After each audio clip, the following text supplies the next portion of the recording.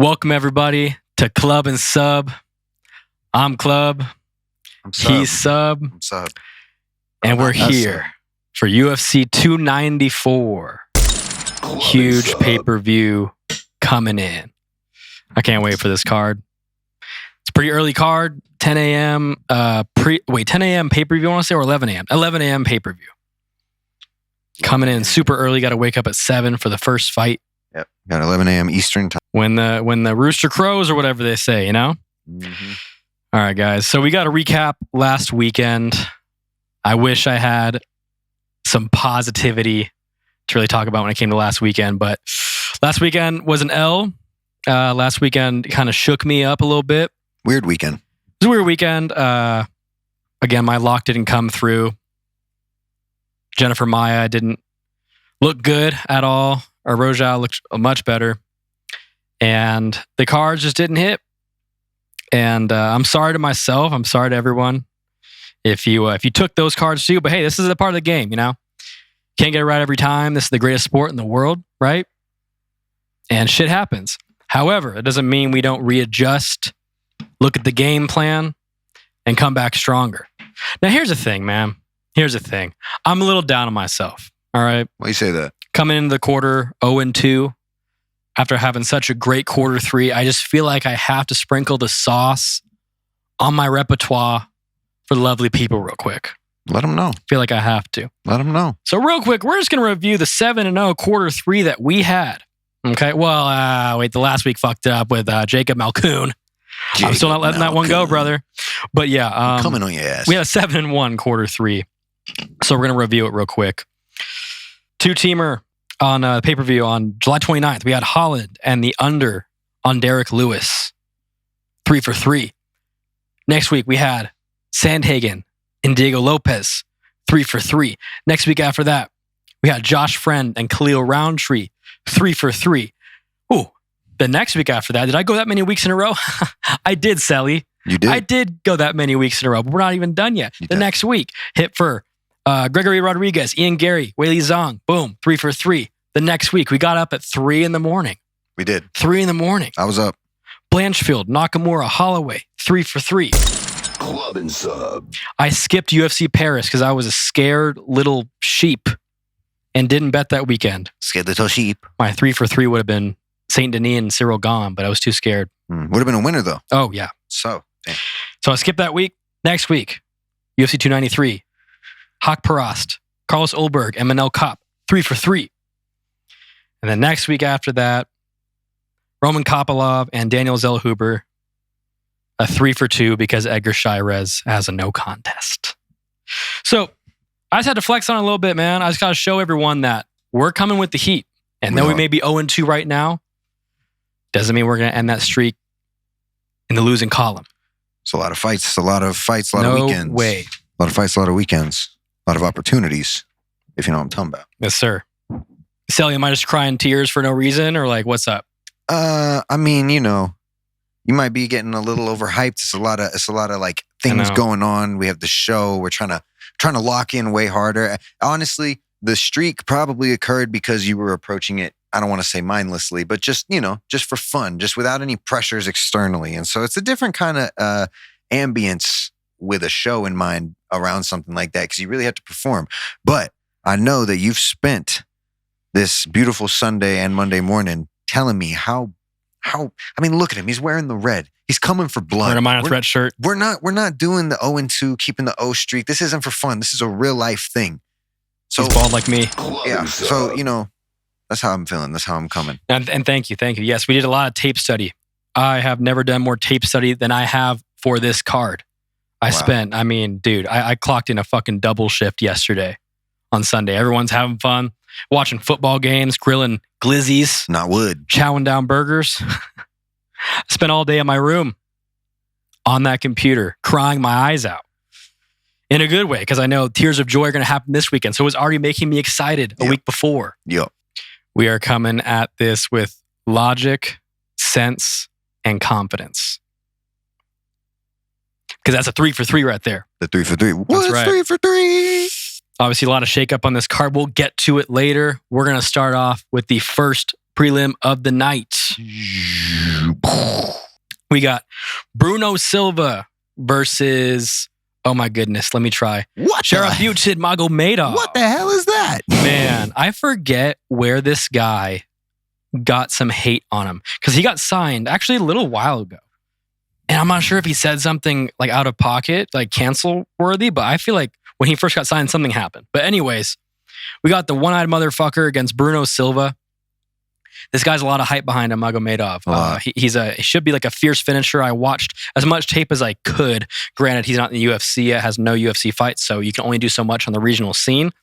He looked like a killer on the regional scene. I mean, he looked really good. You know how they do with these regional guys, man. I mean, it's like I looked into 2 of his last 4 opponents had 500 records. Someone was like 30-27. Other guy was like 11-9. You know, like, are they feeding him Bruno Silva caliber opponents? No. However, I feel like a guy like this with one Bisping eye, not even hiding it, it's glass, just coming right in. This is scary. It is confirmed a fake eye? Confirmed via Wood here, yes. It's a fake eye. Okay. Something's up with it. Obviously, we see it. We see something's up with it. Look at this. So what are you thinking on this then? Man, all right. So here's the thing, man. Bruno Silva, obviously, I mean, shit. He's fought the former middleweight champion of the world, Alex Pereira. He has a lot of big name opponents in his last 5 fights.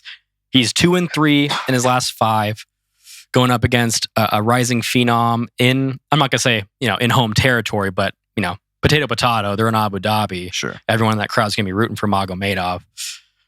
Magomedov's getting a finish here.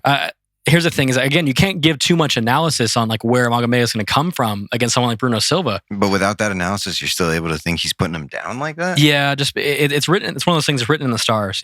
Yeah. I feel like if they really build up this guy like Magomedov and have him shit the bed his first fight, it's not going to look good for him. However, I mean, they threw him to the wolves real quick. Didn't give him no Val Woodburn or something like that, right? They gave him Bruno Silva. This is true. Not that Val Woodburn isn't good, but you know what I'm saying. I feel like maybe Dana, maybe the matchmakers, they're more into fraud checking these guys that kind of blow up off the hype and promotions. It's like, okay, then feed him one of our verified, validated killers. Oh yeah, this is how you can tell whoever's manager this is or whatever. They talk to shit for him. They really talk to shit and like, all right, we're gonna give you Bruno Silva. Bruno in the first 3 minutes shows some openings that Magomedov will be able to capitalize on. He's gonna rush him against that cage and get a knockout. He's not a wrestler? No. He's a striker, man. Interesting. Not putting money on it, though, because, again, this is a big test in your first UFC fight. Yeah, indeed it is. But the only female fight of the card, Jinh Frey versus Victoria Dudakova. Dudakova coming off a 15-second fluke injury victory, which a takedown through opponent caused her to literally snap her arm. It was horrendous, So you call it a dub? I don't know. Had a win in Contender Series. Before that, the lines obviously reflect the confidence that people have in Dudakova. On stations right now, she is minus 500 against Jinh Frey, coming off 3 losses in a row. Look, I don't know much about Dudakova. Again, it's hard to watch footage on people like this. But, I feel like how it was in the last card. Now, Ashley Yoder, like a near 500 record coming off like 3 losses in a row. Yeah. They're feeding her. This is a sacrificial female lamb here. Female lamb. Jinh Frey has a great build. She looks strong as hell, So you never know. I mean, she's fought veterans. Dudakova's super young. The 14-year age difference here, 24 versus 38. You never know what might happen. I mean, hell, I always reference this fight. Macy Barber versus Roxanne Modafferi. I think it was January of 2020. Macy Barber was undefeated. She's like 22 years old. She was a minus 500 or 600 favorite, and Modafferi wiped the fucking floor with her. Prove that she was too young. So a fight like this, I hate in terms of betting perspective. Victoria at minus 500, stay far away from this. However, I will be picking Dudakova by a decision. Interesting. Yes, sir. Club and Sub. Ooh, I love this fight. I really love this fight. You got Nathaniel Wood taking on Muhammad Naimov. Muhammad Naimov, man, he was, I want to say, a plus 350 dog in his last fight against Jamie Malarkey, which was at lightweight. He's moving down to featherweight to take on Nathaniel Wood. Coming in at a very similar line, a little bit more, they gave him a little bit of a bone, plus 250. Nathaniel was coming off 3 great victories, over Rosa, Charles Jourdain, and Andre Fili, in which the Fili fight was great. He got tested a lot in there, but he proved that he was able to outsmart a veteran. taking on someone like Naimov, who is a counter striker. Wood's going to put on more volume here. So the logical pick is going to be Wood by a decision. His name's Wood, you know what I'm saying? Gee. But he's not in Wood's 3-for-3 because I am scared about Naimov's counter striking and how powerful he was against Malarkey. Didn't even matter how much volume Malarkey was putting on him. Naimov caught a lucky shot. I mean, not lucky, but you know what I'm saying? He read him right down the middle. Boom. Right. Hook. Flatlined him. Wood used to fight at bantamweight. So it's really weird. You got a former bantamweight against a former lightweight meeting in the middle. Sounds like a gym sparring match. Yeah, it's really interesting. weird. It's interesting. It even looks like it in the pictures here. Yeah, he looks small. Yeah. So if there's a dog that's going to hit tonight, I feel like it's Naimov. I'm going to take Wood by decision. But man, Naimov, you might never know. This might be like a coming out party. It kind of reminds me of Roman Dolidze. Mm-hmm. Going up against, I think it was Jack Hermanson. Yeah. Beat the shit out of him as a plus 320 dog. Yeah, So, I remember that. Yeah. Don't be too confident, but we're going to take Wood with the volume of striking.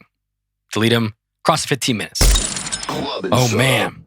We got Anshul Jubli versus Mike Breeden. Guys, Mike Breeden is getting tossed up like an alley-oop. I mean, this is sad. Someone who's already, he just fought Terrence McKinney, lost in a minute, I want to say. Fight before that, Natan Levy went to a decision with them. But, before that, Alexander Hernandez, first round knockout too.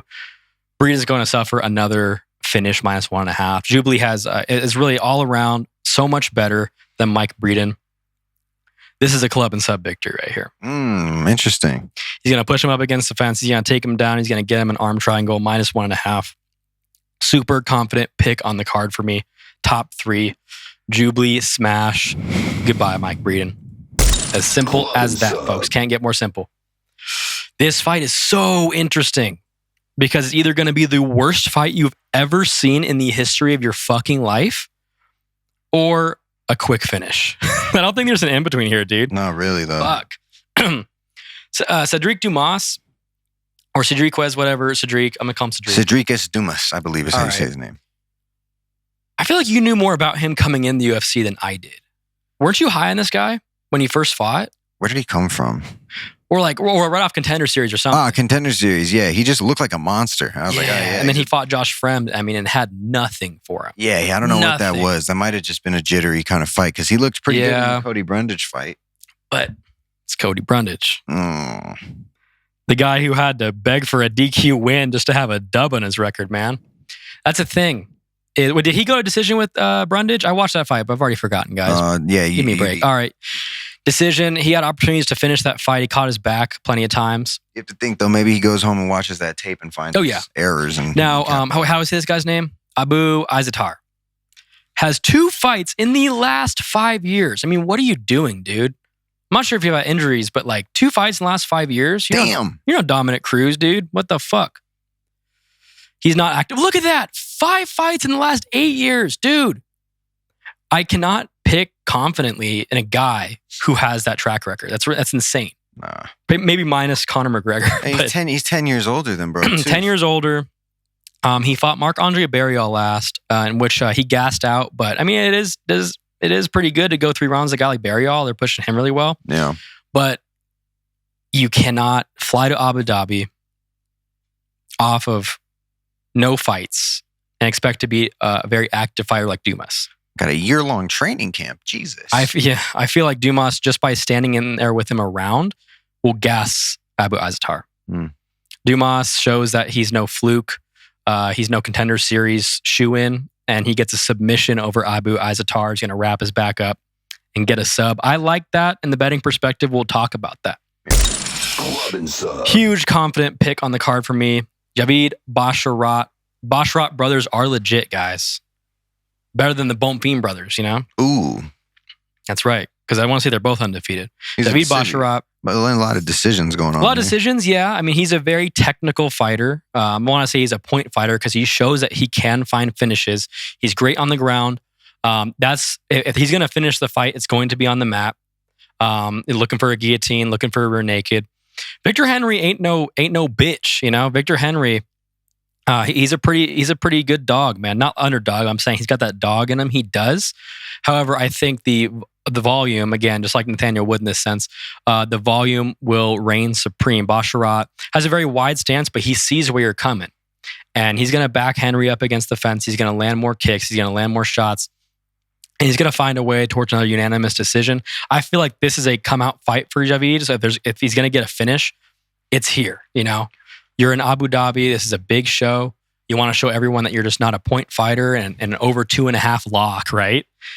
You got to get a sub here. However, I think Basharat's going to get him to a decision. I think Henry lasts with him in the cage, but he gets outpointed, eats a lot of body kicks, and doesn't find the range to really thrive. Basharat's going to put him up against the cage rather than Henry putting, someone like Tony Gravely up against the cage. Yeah. Not going to happen here.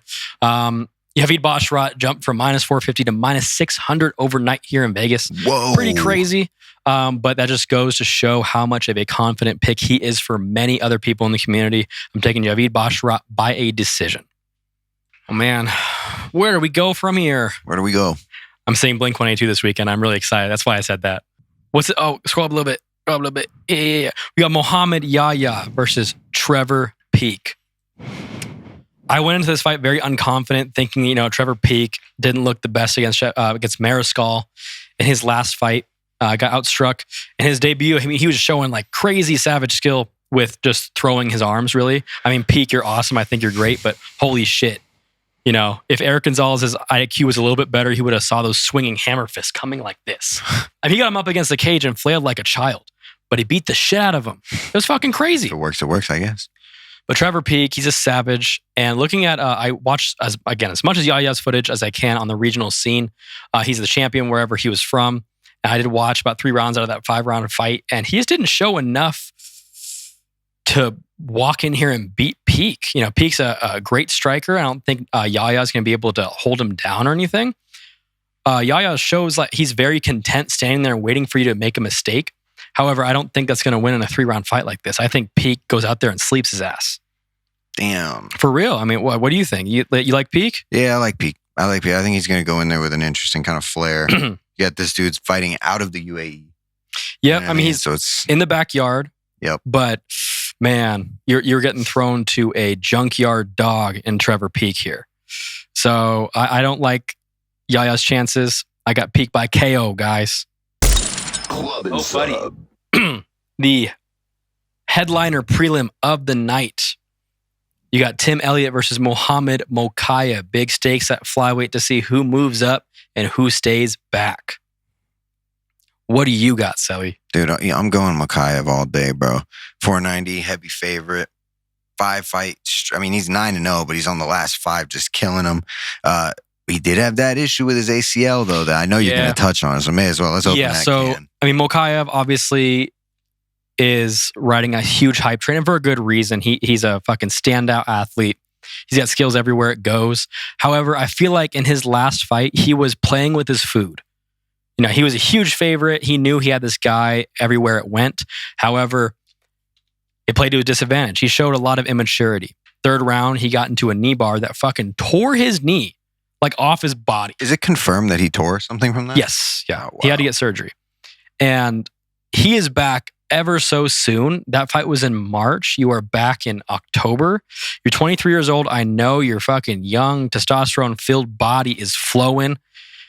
But you're going up against Tim Elliott, who isn't no can. Mm-mm. He's 4-1 in his last 5.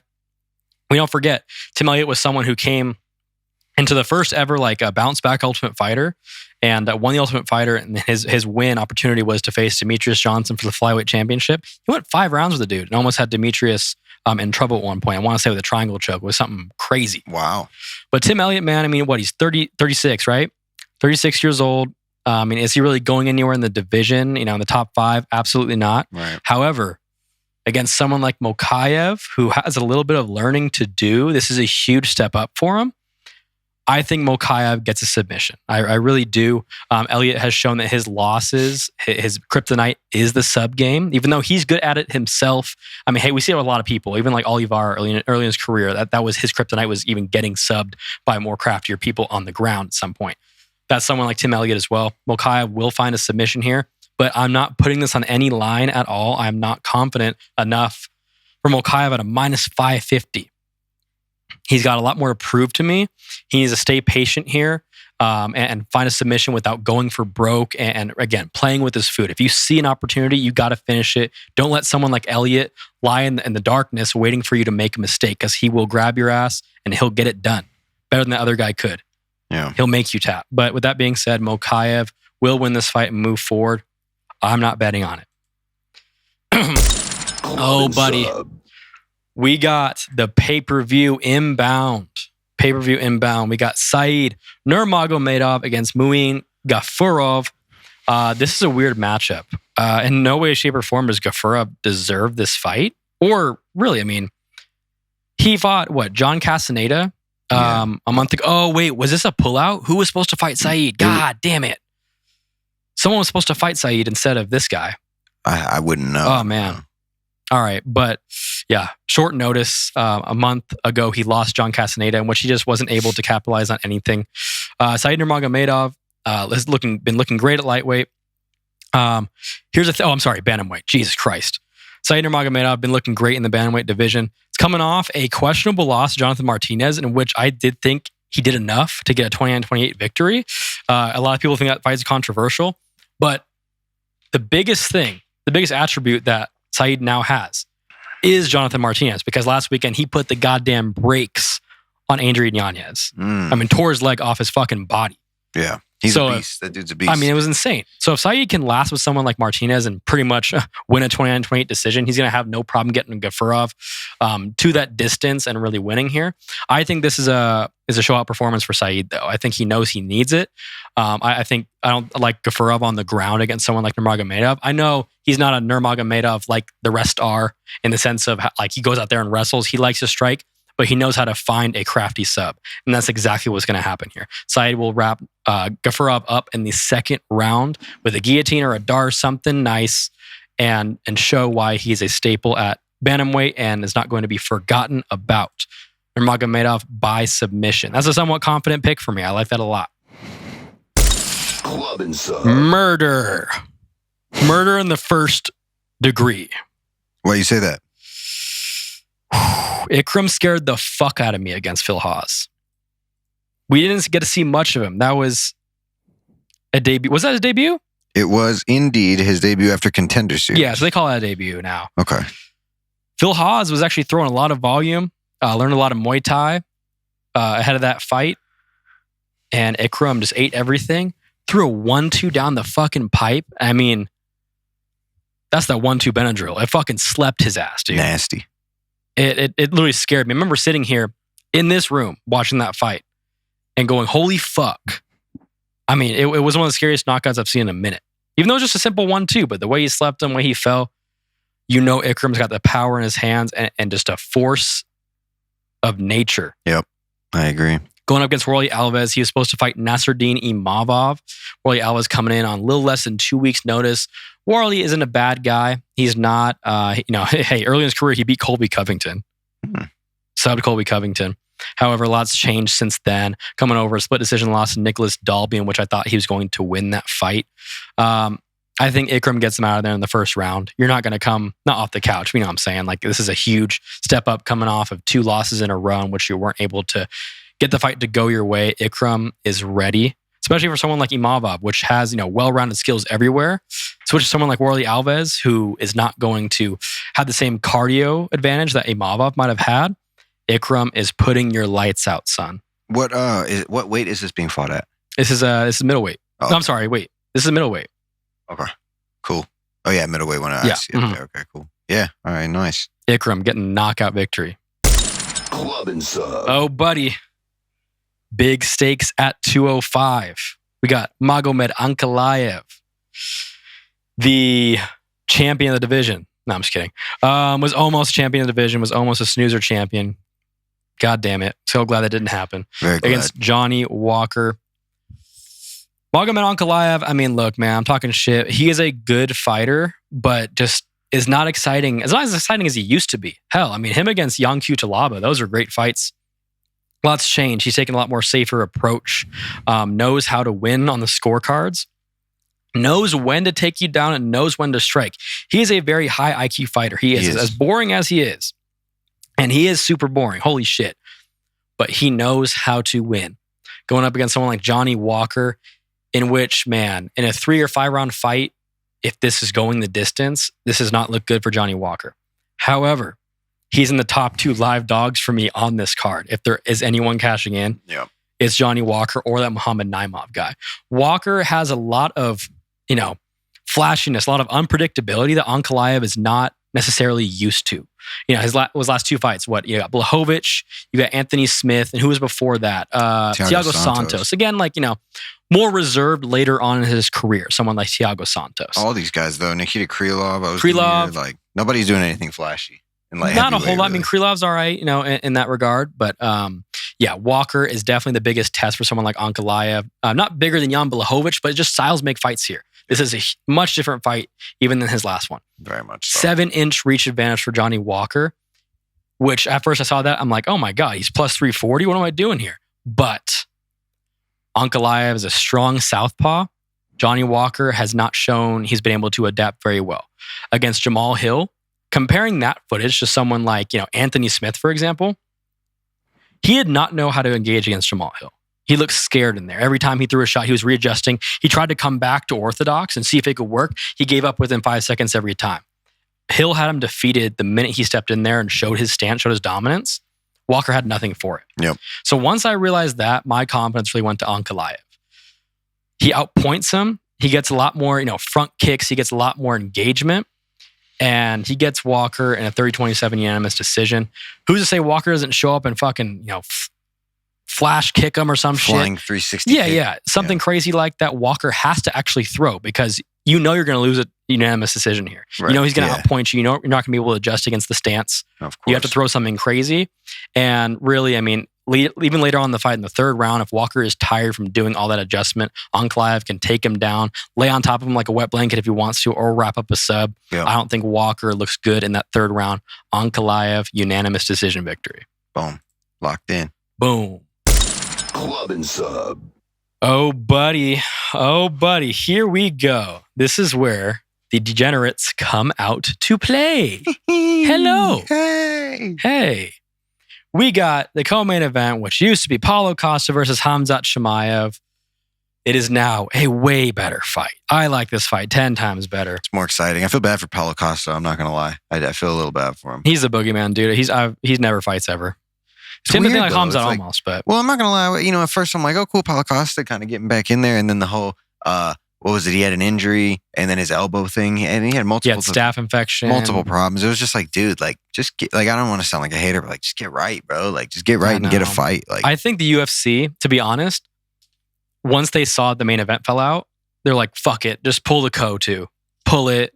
We're not doing this. Yeah. Just my bad. We're not taking the risk. Just tell him, forget about it. Yeah. Kind of thing. Yeah. Interesting. So Kamaru Usman on 10 days notice, taking on Khamzat Chimaev at middleweight. Kamaru moving up to middleweight. Later in his career, I think it's actually a good move. Why, do that to your body, especially in division in which you've gotten beaten twice, you're essentially not getting a title shot any longer unless the champion changes. You're 36 years old. Go for some big money fights. Go for some fucking super fights. And this is a great transition for someone like Kamaru. This is huge. I like his chances. When this fight was first announced, I said, oh, there's no fucking way, dude. Great for the UFC for pulling this off. I like this fight way better. I'm going to be more engaged watching it, but there's no way Kamaru gets the dub. Start thinking about it a little bit more. Him and Khamzat, I think they're top 10 in terms of most takedown defense percentage. Right. Yeah. Khamzat's 100%. I want to say Kamaru is about 97. Yeah. The only successful takedown on Kamaru was Leon. Leon, right? Yeah. Not even sure if Colby got him down. No. Maybe once. But wow. 2 losses to Leon Edwards, in which, I'm in the boat of someone thinking, he did lose to Leon his last fight. I scored that 48-47 Leon Edwards all day. I think he's on the downward spiral of his career. It's not a spiral necessarily because he's not getting slept left and right. I hope he doesn't end up like someone like Tyron Woodley, in which just goes out there and just never the same fighter anymore. That would be horrible. And just embarrasses the fuck out of himself. That'd be horrible. Don't start rapping, Kamaru. Please don't. Oh my God. But yeah, here's the thing, guys. The logic in me is going to pick Khamzat Chimaev to get the job done, whether it be by TKO or wrapping up a Darce. He's not going to be able to take Kamaru down necessarily. I'm not confident in that, but some type of cage control, a little bit of a scramble? Does he end up with a Darce, someone like 10 days notice who's not able to really practice for the crafty grappling style of Chimaev? Not even crafty, but just ruthless. Doesn't waste a second in there if you show your neck or a vulnerable position. Stop it, man. Now I'm scared. I know. But here's the thing. I like Kamaru at plus 240. I really do. But I can't. I'm picking Khamzat Chimaev to get the job done by a Darce choke. But ladies and gentlemen, I can't fucking wait for that fight. And I will be rooting for Kamaru to get a knockout more than anything in the world. But then again, we get Sean Strickland versus Kamaru Usman too at middleweight. Who the fuck would have ever thought that? I mean, you got to think that that's Kamaru's plan, right? You got to think he's thinking, okay, I'm not getting that welterweight strap back. You know what I mean? I may as well go up to middleweight, try at Khamzat. I lose. I'm the guy who took on Khamzat. I win. I get the title shot against Sean Strickland, who I don't want to say Khamzat is, I'm sorry, not Khamzat. Kamaru is a guaranteed lock against Strickland, but I mean, I like Sean's chances better against Kamaru than Khamzat. Really? Oh, 100%. At this point in his career. Yes. Oh, well, yeah, I would agree. Khamzat, when / if Khamzat gets up to that title, he's taking it. I know. But if he can't get past Kamaru and Kamaru gets up to that strap, he's going to, I don't know if he'd retire with the middleweight strap if he could get it against Sean, but. Yeah, there'd be nothing else to do. He would. Yeah, he'd have to. This is a possible fraud check here. This would be a bigger fraud check, I think, even if Costa beat him. I think. Yeah, for sure. Coming up and because Gilbert Burns was a fraud check, and he barely survived against Gilbert Burns. I know. I mean, it was a clear 20 on 28 for Khamzat, but I mean, Gilbert almost had him done. All right, ladies and gentlemen, we have the main event of the evening, which I like better than the last fight because I didn't want to see Charles lose, guys. I didn't want to see Charles lose again. I think it was too soon. That's what would have been my pick, but. Charles Oliveira. Anyways, old news. Get better, Charlie. Get better. Who's he fight now? Huh? Who does he fight? Charlie? Now? Yeah. He might stay on the back burner for this, to be honest. Jeez. That, or I mean, are they going to punish him? I don't know. Dana was disappointed he didn't tell him because they would have gotten some surgery where they do it from the back. I don't know. Yeah. Apparently, Frankie Edgar had the same thing happen to him 9 days before he fought Jose Aldo. Same cut over the eye. It looked terrible. I saw the pictures of it. And the way the plastic surgeon was able to repair get done, you had no idea Edgar had a cut walking on the fight. Damn. So you got to think maybe they did that on purpose. I had this. I saw a meme of some. Did you ever see the video? I forget what wrestler it was. I don't watch wrestling, but he was under the table like hitting. Oh, CM Punk fucking with the razor blade. That was recent too. They said this is Charles Oliveira to get out of this fight. Like, fuck this dude. Yeah. Hey man, who knows? This is Islam Makhachev and Alexander Volkanovski 2. Man, big props to Volk. Big props to Volk. I hope he getting an extra $2 million for this. Because, I mean, you're the featherweight champion of the world. You're the pound for pound GOAT, if not second GOAT, whatever.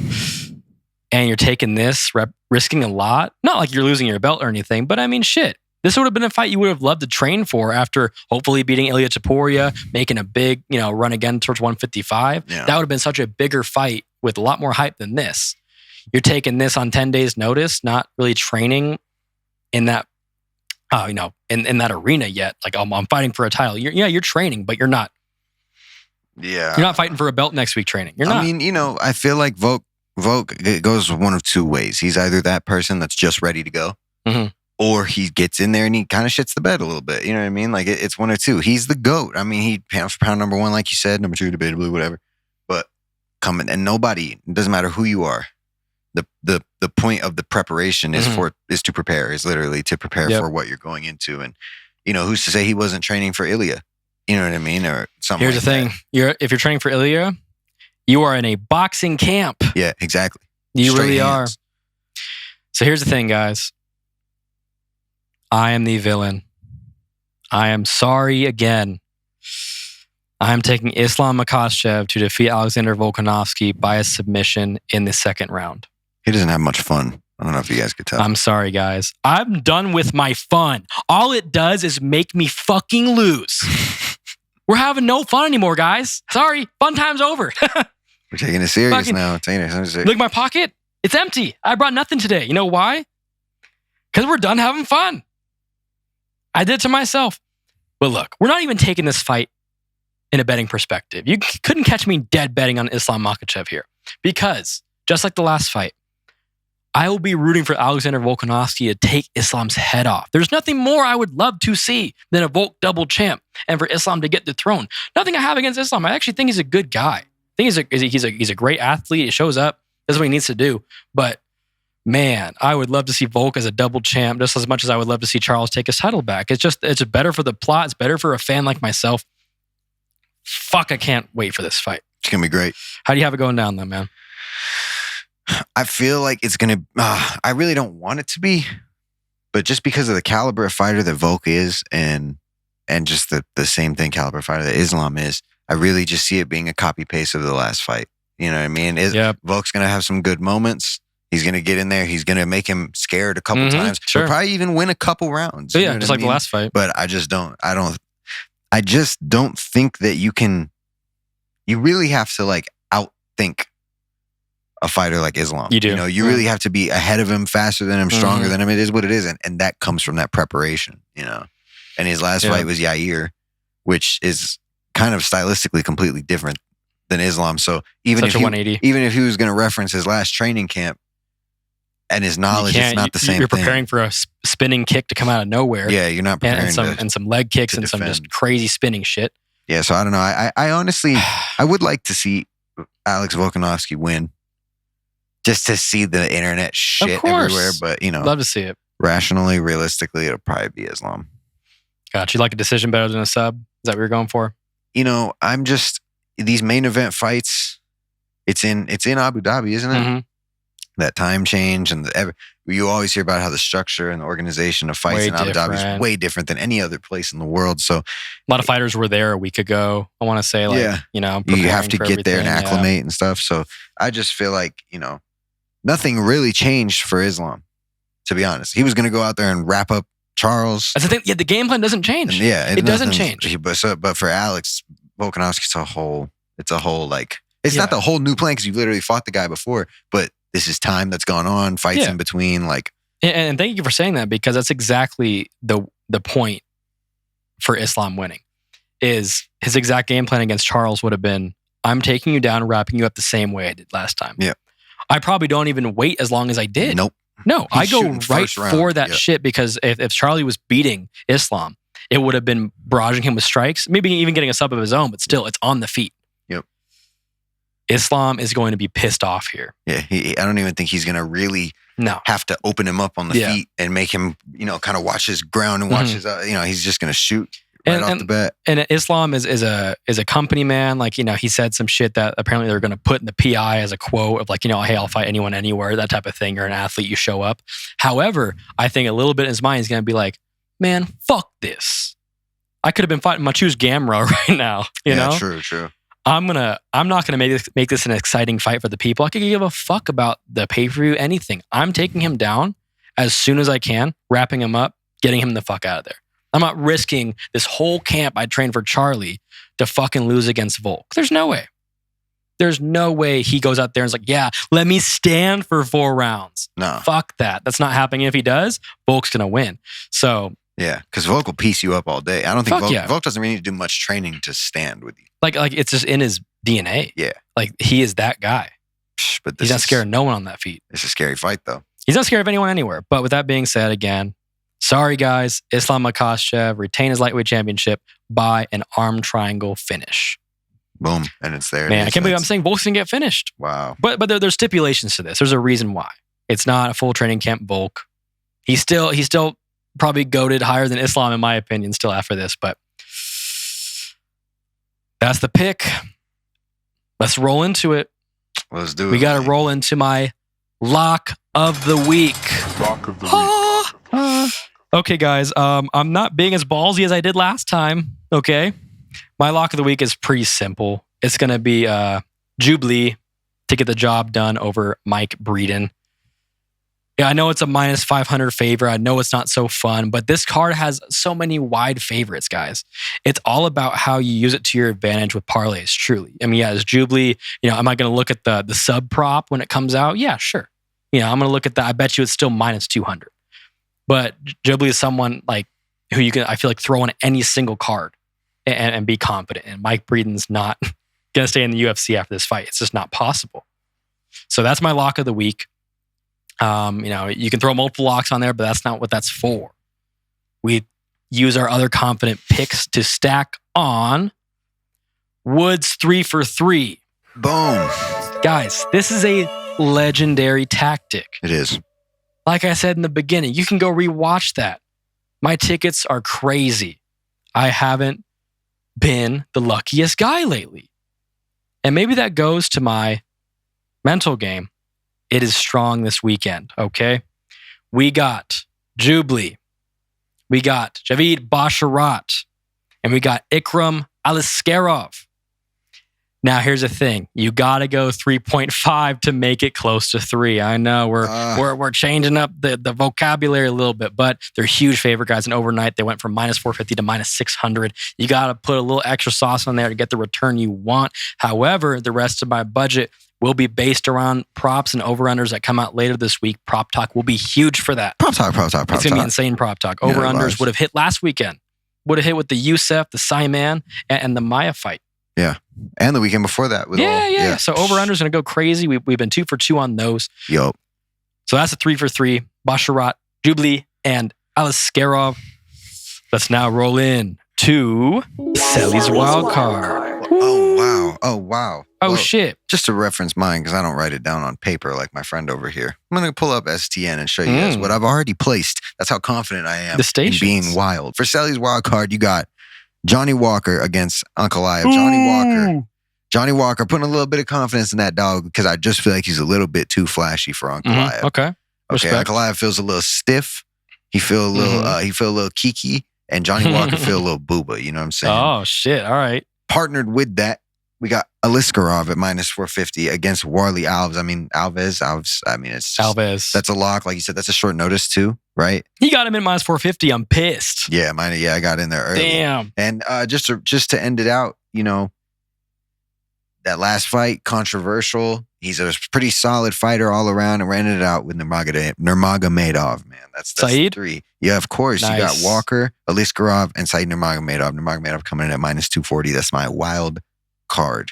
Hey, that's nice, man. Oh, hey, and the energy will be with us because for damn sure I'm rooting for all the dogs the last 3 fights of that pay-per-view. Oh, yeah. I'm going for Dog Central with the energy, man. Oh, yeah. So his wild card looks good. Looks very good. We got an insane pay-per-view ahead of us. I feel like the energy in Abu Dhabi is going to be a little crazy, even though I'm going to like a lot of overs on these prelims. Mm-hmm. Really, it's going to be a big over central for me in some fights. However, I think the main card has potential to be finish. Really. I think when you're in an arena like that, the card last year was great. I know O'Malley and Jan went the distance, but it was a fucking, haywire fight. It was a war. You had Aljamain Sterling that finished Dillashaw in the second round. You had Islam that finished off Charlie in the second round. It's a card where you go to perform for that crowd. They're going to love you. They're going to be loud as hell for no matter what happens. And you want those performance bonuses. Sounds beautiful. So we got a great card ahead of us. Yeah. We're going to come out victorious before we go into a break week. It's going to be a little sad, but Halloween, we're all on break. Maybe we'll be in costume going over the Almeida and the Lewis card. Shit, because it won't be Halloween by then. I'm going to be Brazilian. I'm going to be like Pereira with the fucking mask. Oh, shit. Painted. And I'll be Derek Lewis. I'll just show up with my shirt off and showing my underwear. Yeah, there you go. Put a fan right here in my nuts. Oh, wow. My nuts. Because they are hot currently. But yes, folks, thank you so much for showing up tonight.